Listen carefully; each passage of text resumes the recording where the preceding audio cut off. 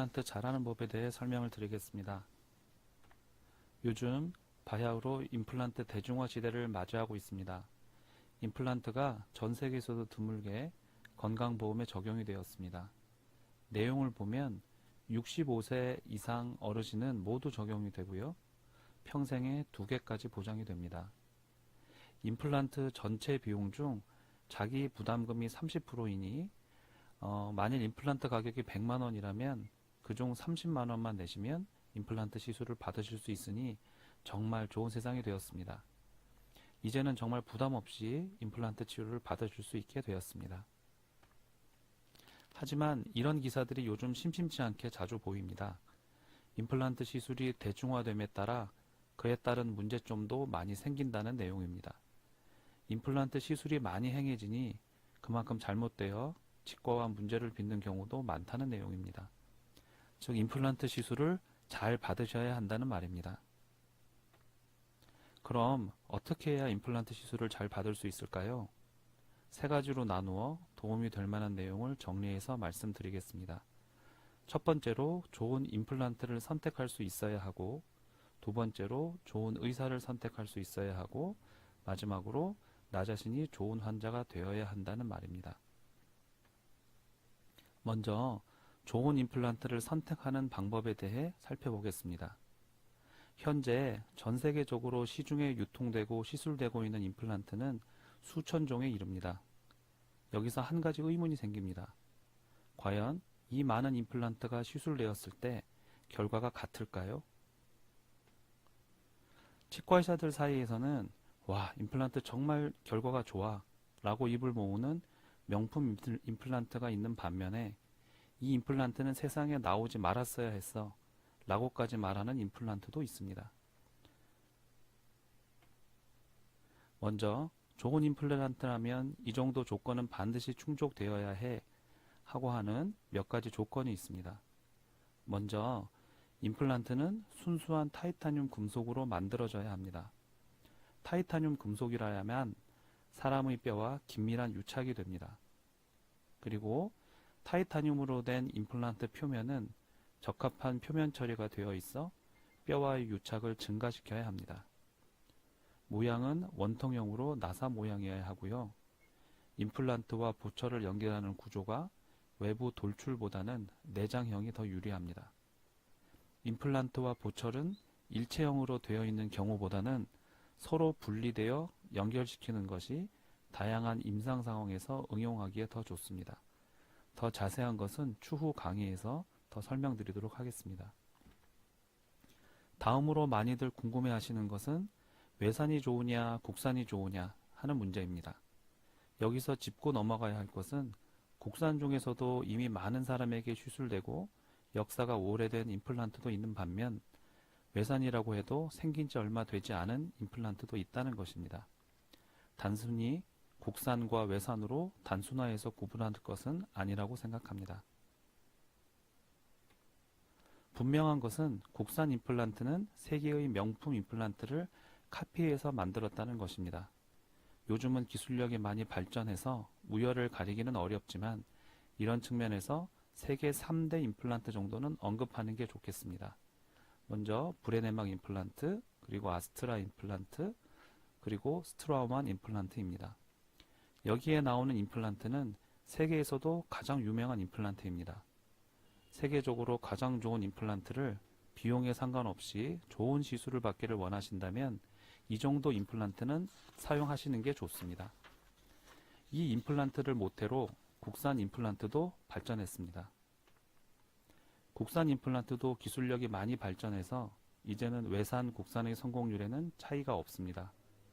더구나 국산 임플란트는 외산 임플란트들에 비해 가격도 저렴하고 AS를 편하게 받으실 수 있는 장점도 있습니다. 국산 임플란트 중 국내 점유율이 가장 높은 임플란트는 다음과 같습니다. 오스템 임플란트, 디오 임플란트, 네오 임플란트, 메가젠 임플란트 순입니다. 이런 임플란트 정도는 기억을 해두시는 게 좋습니다. 이 정도 국산 임플란트를 시술 받으신다면 임플란트의 질에 대해서는 걱정하실 필요는 없을 듯 합니다. 정리해드리면 임플란트라고 해서 모두 같은 임플란트는 아니니 선별해서 꼼꼼히 따지셔야 한다고 말씀드렸습니다. 그리고 외산 임플란트와 국산 임플란트에 대해서는 기술력의 차이가 없습니다. 그러나 좋은 외산 임플란트로 비싼 비용을 내서라도 외산 임플란트 시술을 원하신다면 다 같은 외산 임플란트가 아니니 세계 3대 임플란트 정도는 사용하시는 게 좋다고 말씀드렸습니다. 일반적으로는 국산 임플란트의 사용을 권장드립니다. 성공률에도 차이가 없고 비용도 더 저렴합니다. 더구나 관리도 편하게 받으실 수 있습니다. 하지만 또한 국산 임플란트도 다 같지 않으니 국내에서 매출이 많은 순서대로 임플란트 이름도 적어드렸습니다. 정리하면 좋은 임플란트는 오랫동안 치과의사들에 의해 사용되어지고 많은 치과의사들이 알고 있으며 많은 환자들이 시술받아서 검증된 탄탄한 회사의 임플란트입니다. 자, 이제 두 번째 요소로 좋은 의사의 선택에 대해 말씀을 드리도록 하겠습니다. 광고들에 보면 임플란트 시술 건수가 많다고 광고를 하는 의사들이 있습니다. 많은 임플란트 시술을 했다고 좋은 의사일까요? 물론 임플란트 시술 자체는 경험이 많을 수 있습니다. 하지만 반면에 치아를 살리기 위해 노력하기보다는 빨리 뽑고 임플란트를 했다는 얘기가 될 수도 있습니다. 좋은 의사는 치아를 뽑지 않고 지키는 의사가 아닐까요? 그리고 무리하지 않고 임플란트를 하는 의사를 선택하셔야 합니다. 무리한 임플란트는 곧 실패로 이어집니다. 안전하고 보수적으로 임플란트를 하는 의사를 선택해야 합니다. 또한 환자분들이 편해서 쉽고 적은 비용으로 안전하고 치료 계획을 잘 세우는 치과의사를 만나셔야 합니다.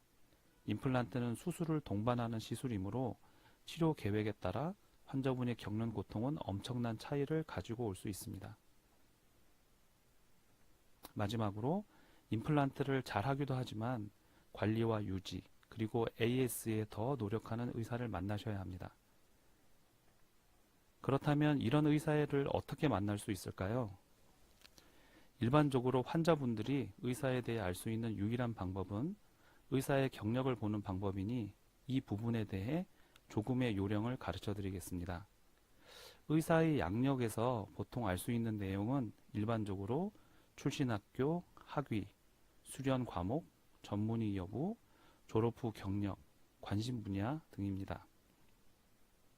하나씩 언급을 해드리면 출신 학교는 치과대학의 경우 전국에 10개의 대학이 있습니다.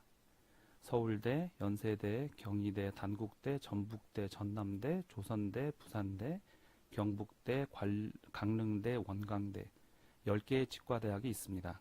만일 이런 대학을 나온 게 아니라면 외국에서 면허를 따고 국내 치과의사 면허 시험을 본 후에 치과의사의 일을 하는 겁니다. 외국 대학도 유수의 명문 대학도 있지만 수준 이하의 대학들도 있으니 참조하시면 되겠습니다. 그리고 치과대학 6년을 졸업하면 그냥 진료를 시작하는 치과의사도 있지만 더 전문적인 공부를 하게 되는 경우도 있습니다. 인턴 1년, 레지던트 4년의 수련 기간을 거칩니다. 수련을 받지 않는 의사를 일반 의사라고 하고요. 수련을 받은 치과의사를 전문의라고 부릅니다. 수련 과목은 교정과, 보철과, 치주과, 보존과, 소아치과, 구강외과, 구강내과 등이 있습니다. 이 중 수련 기간 중 임플란트에 대해 공부하는 전문 분야는 보철과, 치주과, 구강외과, 보존과 등입니다. 그리고 학위라는 부분이 있는데요. 진료의 능력을 기르는 수련과는 별도로 학문적인 면에서 대학원이라는 과정이 있습니다. 대학원을 마치고 인증을 거치면 석사, 박사라는 타이틀을 가지게 됩니다. 전문의는 2015년부터 따로 생기기 시작했는데요. 그 이전에는 수련을 거치면 모두 수련의처럼 여겨졌지만 2015년 이후부터는 전문의를 따로 부여하기 시작했습니다. 이런 모든 일련의 과정 외에 외래 교수라는 타이틀도 있습니다. 모든 과정을 거치고 대학에서 후학 양성을 위해 소정의 과정을 담당하고 참여하고 있는 분들을 말합니다. 이 외에도 유학 경력이나 연수 경력도 눈여겨볼 만합니다. 외국에서 학위나 수련 과정을 거친 분들도 많습니다. 하지만 잠시의 연수 경력과는 구분할 줄 아는 압력도 중요합니다. 또한 양력에 보면 학회 활동이 기재되어 있기도 하는데요. 원장님들의 주요 관심 분야를 알 수 있습니다. 그리고 덧붙여 고려해 보셔야 하는 면이 있습니다. 요즘에는 큰 병원의 경우 페이닥터를 두고 시술하는 경우가 많이 있습니다. 나는 잘 고려하고 살펴보아서 좋은 원장님을 선택했는데 실제 진료는 페이닥터가 하는 경우도 있습니다. 진료에 있어서 나를 진료하시는 치과의사가 누구인지 잘 아는 것도 중요합니다.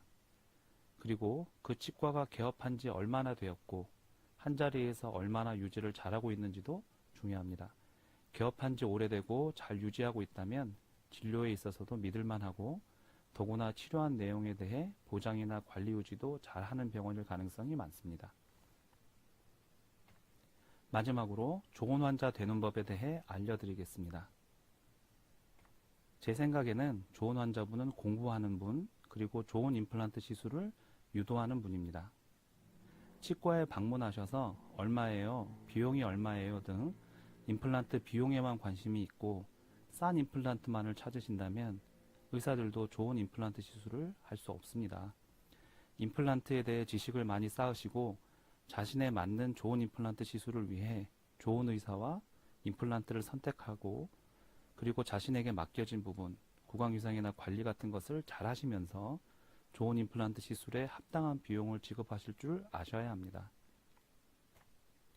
임플란트 시술 전에는 전신질환 관리와 구강 위상 관리를 철저하게 하셔야 합니다. 치아를 뽑으셨다면 반드시 적어도 6개월이 되기 전에 임플란트를 시작하셔야 합니다. 금주, 금연도 필수입니다.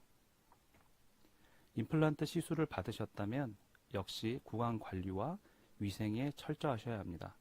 금주, 금연은 기본입니다. 그리고 치과에서 하는 정기검진에 잘 참여하셔야 합니다. 마지막으로 팁을 드린다면 치과에서 임플란트 시술을 받으실 때 자신이 시술을 받는 임플란트 이름을 꼭 알아두시는 게 좋습니다. 대부분의 명품 임플란트는 정품 보증서를 드리니 자연스럽게 아실 수 있습니다. 보증서를 받지 않으시더라도 꼭 자신의 임플란트에 대해 치과에 물어보시고 알아두는 걸 잊지 않으셨으면 합니다. 지금까지 성공적으로 좋은 임플란트 시술을 받으시는 방법을 안내해 드렸습니다. 좋은 임플란트를 선택하고 좋은 의사에게 시술받고 내가 좋은 환자가 된다면 즐겁고 편안한 임플란트 시술이 된답니다. 감사합니다.